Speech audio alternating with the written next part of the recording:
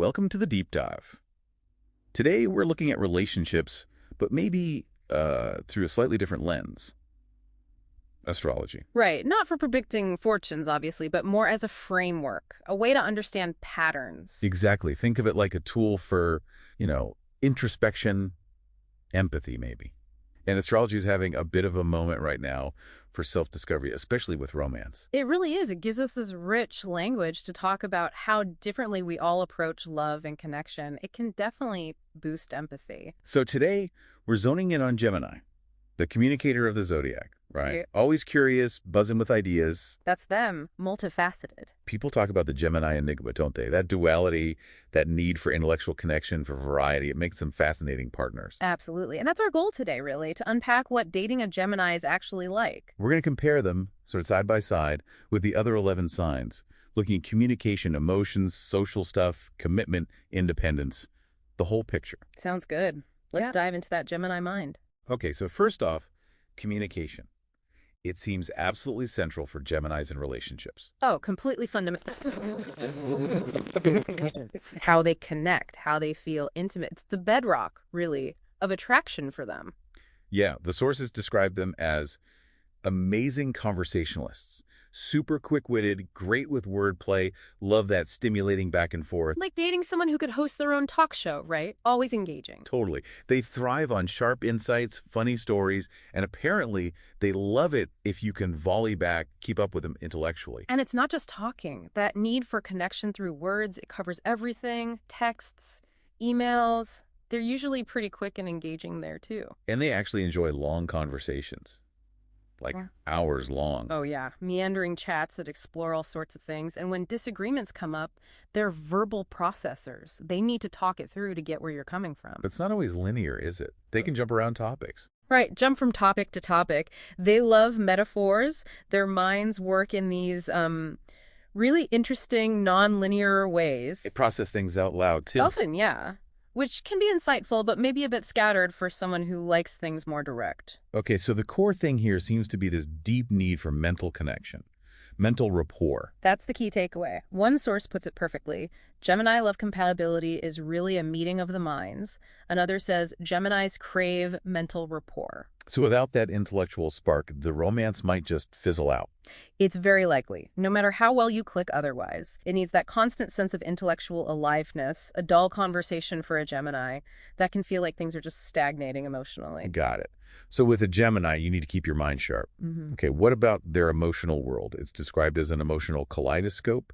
Sounds dynamic. It is. Think playful, curious. They tend to like a light atmosphere, often have this really wicked sense of humor. And that curiosity extends to their partners. Like the early dates can feel like an interview. Sometimes, yeah.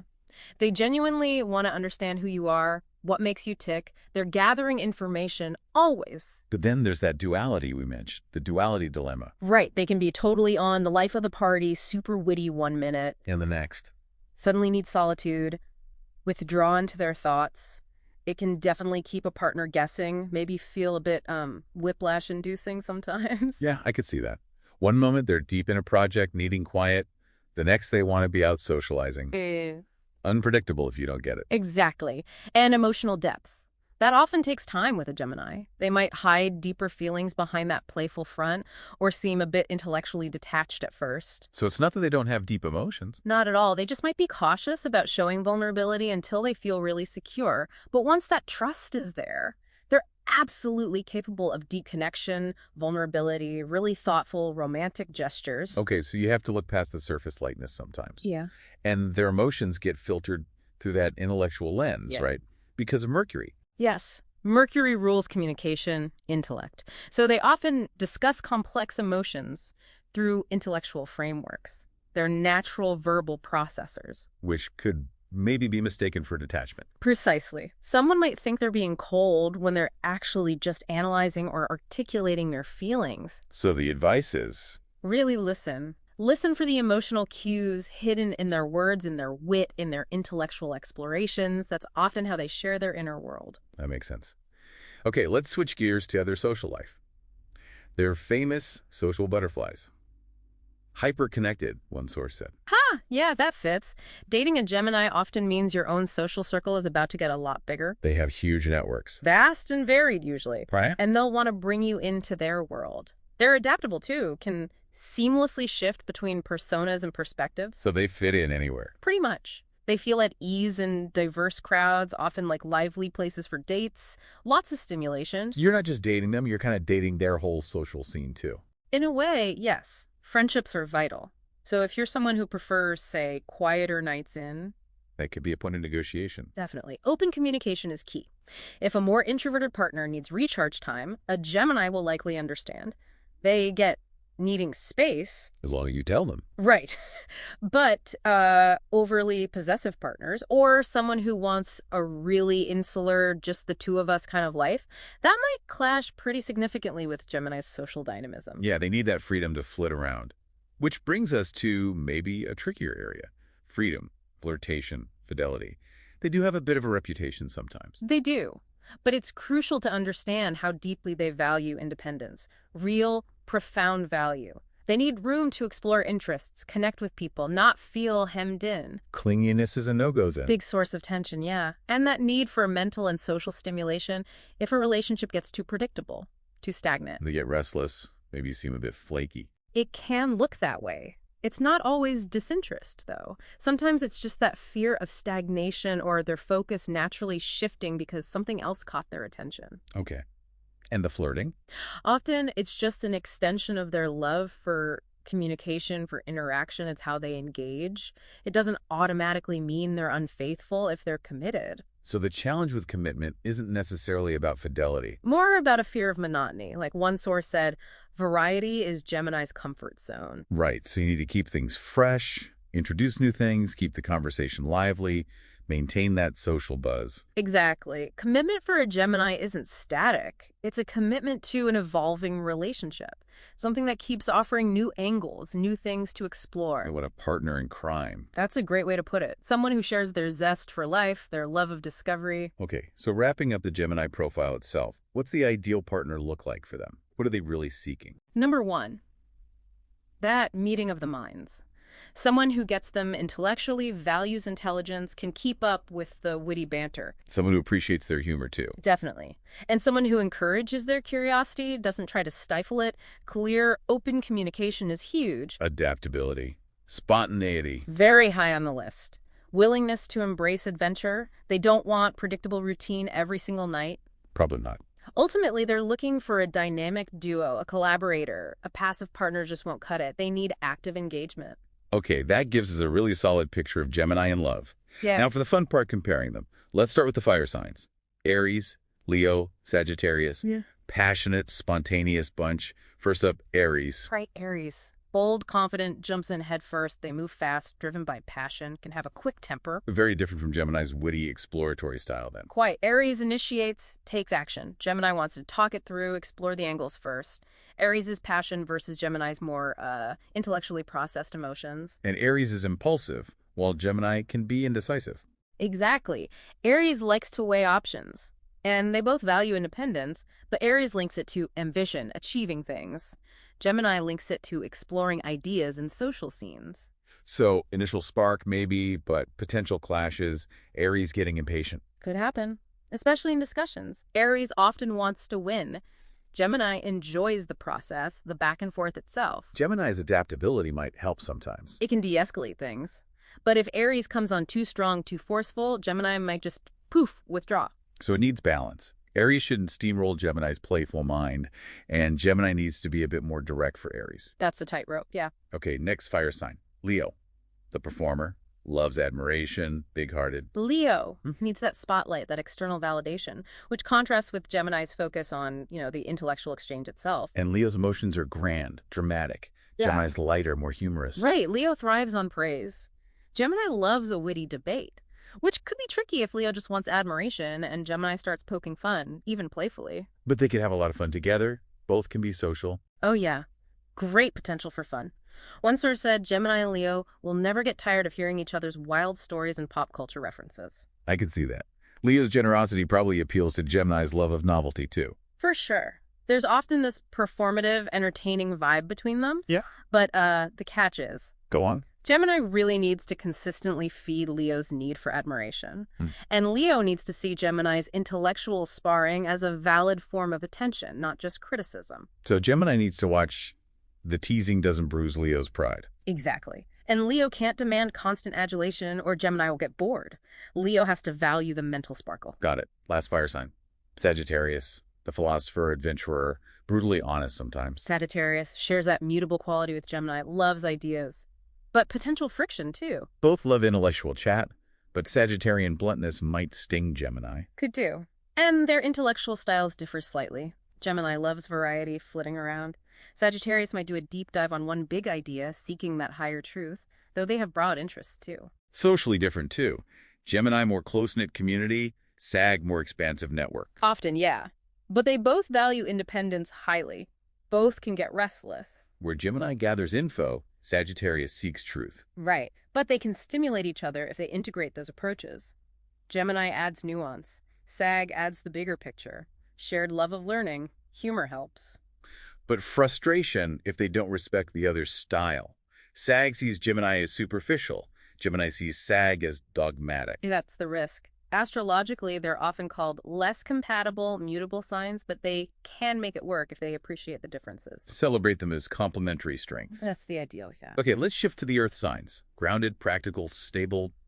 Taurus, Virgo, Capricorn. How does Aries Gemini mix with earth? Starting with Taurus. Taurus. This is often seen as a challenging one. Big contrasts. Like pacing. Taurus, slow burn. Gemini, quick engagement. Exactly. Taurus resists change, loves comfort, security. Gemini needs novelty, stimulation.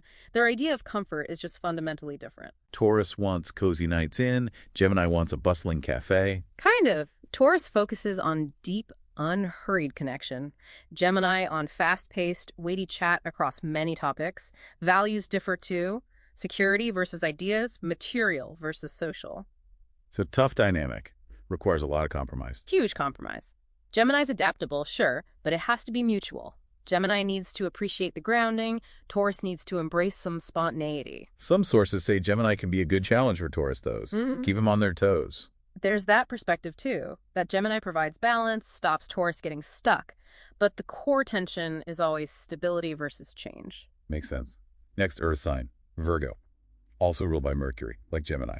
But different. Very different expression of Mercury. Gemini's breadth, information exchange, playfulness. Virgo is depth, analysis, refinement, practicality, detail. Potential for communication breakdown, then. Yep. Gemini feels nitpicked. Virgo finds Gemini scattered. That's a common issue. Virgo's systematic approach can clash with Gemini's more whimsical style. Virgo likes routine, order. Gemini thrives on spontaneity. Even emotional expression is different. Virgo, practical acts. Gemini, playful affection. Right. Virgo might show love by organizing your bookshelf. Gemini by telling you a hilarious story. Virgo can also lean towards criticism, even constructive, which might not land well. So, astrologically, often seen as less compatible. Generally, yes. It needs a really deep appreciation for their different intellectual strengths, which isn't always easy to achieve. Gemini needs patience with Virgo's need for order. Virgo needs to loosen up a bit. Okay. And the final earth sign, Capricorn. Ambitious, structured, serious maybe? Capricorn. Yeah, another sign with pronounced contrast to Gemini. Capricorn's work-first attitude versus Gemini's need for play and variety. Exactly. Capricorn often prefers routine, structure. Gemini needs spontaneity, social buzz. Their emotional styles clash to Capricorn reserved and practical, Gemini expressive and playful. Outlook on life. Capricorn realistic, Gemini optimistic. Generally, Capricorn builds, secures, achieves within structures. Gemini explores, adapts, discovers. They can misunderstand each other's basic motivations. Capricorn sees Gemini as frivolous. Gemini sees Capricorn as rigid. That's the danger. It takes substantial effort. Capricorn needs to value Gemini's innovation. Gemini needs to appreciate Capricorn's stability, but their energy, pacing, priorities, just inherently different. All right, now for Gemini's home turf. The air signs, Libra and Aquarius. Should be easier, right? Shared element. Let's start with Libra. Libra. Yeah, that shared air definitely helps. Natural understanding of intellect, communication, social grace, often listed as highly compatible. Gemini's wit appeals to Libra's sophistication. Libra's diplomacy smooths Gemini's edges. That's the synergy, yes. Right. But Libra needs harmony. Really needs it. Gemini enjoys a good debate, playing devil's advocate. Which could make Libra withdraw. or be overly diplomatic. Exactly, and decision-making. Both can be indecisive, so that might get tricky. Libra also focuses more on the we, the partnership, while Gemini still needs that individual exploration, that wider network. So for it to work well. Gemini might need to tone down the debating sometimes. And Libra perhaps needs a slightly thicker skin, learn to engage without feeling harmony is totally shattered. Got it. Now, Aquarius, the other air sign. Intellectual, independent, innovative. Aquarius, usually strong synergy here. Shared air, shared love of intellect, innovation, open communication. Both value independence and space. Hugely. Big point of understanding. Aquarius's unique, often unconventional perspectives really fascinate Gemini. Potential downsides. Maybe a bit emotionally cool together. Could be. Both might process emotions intellectually, which can be comfortable or could lack warmth depending on what they need. Their intellectual focus differs slightly, too. How so? Aquarius is often future-focused, humanitarian, unconventional. Gemini explores more for the sake of exploring, loves variety itself. So friction if Gemini seems too scattered to Aquarius, or Aquarius too rigid to Gemini. Possible, but that shared air usually means they get each other on a fundamental level, even if their intellectual aims differ. Requires mutual appreciation. Okay, final element. The water signs. Deeply emotional, intuitive. Cancer, Scorpio, Pisces. How does airy Gemini handle all that water? Starting with Cancer. Cancer. Elemental opposition here, air and water, often signifies fundamental differences. Cancer's need for emotional security versus Gemini's need for intellectual stimulation and freedom. That's the core tension. Communication styles differ too.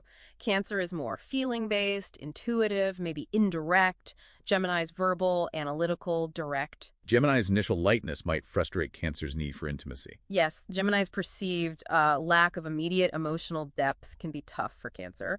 And conflict styles, Cancer might withdraw, Gemini wants to talk it out, maybe too lightly for Cancer. So Cancer seeks a safe harbor, Gemini seeks the open road of ideas. Well put. Cancer's intensity might feel heavy for Gemini. Gemini's playfulness might not feel reassuring enough for Cancer. Challenging pairing then. Often assessed that way, yes. Requires Gemini to really work on emotional attentiveness and Cancer to consciously grant Gemini the space they need. Next, Scorpio. Intense, passionate, deep, maybe possessive. Scorpio. Yeah, profound contrasts often show up here. Scorpio's intensity versus Gemini's lighter initial approach. Scorpio's guardedness versus Gemini's openness. Right. Communication. Scorpio probes for deep truths, hidden meanings. Gemini chats, explores variety, often more on the surface initially. And the big one, control versus freedom. Scorpio's potential possessiveness clashing with Gemini's need for independence. Huge potential clash. Scorpio's intensity might intrigue Gemini at first. Scorpio might like the quick mind, but eventually. That intensity can feel suffocating to Gemini, trigger the need to escape. And Gemini's natural flirtiness could be a disaster with Scorpio's insecurities. Absolutely. Sparks flying, but maybe not the good kind. Scorpio's intense worldview is just miles away from Gemini's adaptable, playful one. Widely considered very challenging then. Extremely. Gemini feels trapped, Scorpio feels insecure. Trust is often a massive issue. Okay, last sign, Pisces, the dreamer. Empathetic, imaginative, fluid. Pisces. Okay, so they're both mutable signs, which suggests some shared adaptability. Gemini's curiosity might be charmed by Pisces' imagination. But often called less compatible or complicated. Yeah, those descriptions pop up. The main challenge is how they process reality and emotion. Pisces is idealistic, feeling-driven, intuitive. Gemini is intellectual reality testing. A language barrier between logic and emotion. That captures it well. Pisces' vagueness can frustrate Gemini's need for clear chat. Gemini's teasing or rational approach can hurt sensitive Pisces. Pisces has an emotional outpouring. Gemini responds with analysis. Instead of just empathy, yeah, that can happen. For common ground, Gemini needs to work on emotional sensitivity, turning in. Pisces might need to try verbalizing feelings more directly. Wow, that was quite the tour through the zodiac. It really shows the incredible diversity in how we all do relationships. So let's bring it back home. What's that unmistakable Gemini signature in love? Okay, summing it up, it's that unparalleled intellectual vibrancy. Their minds are always going.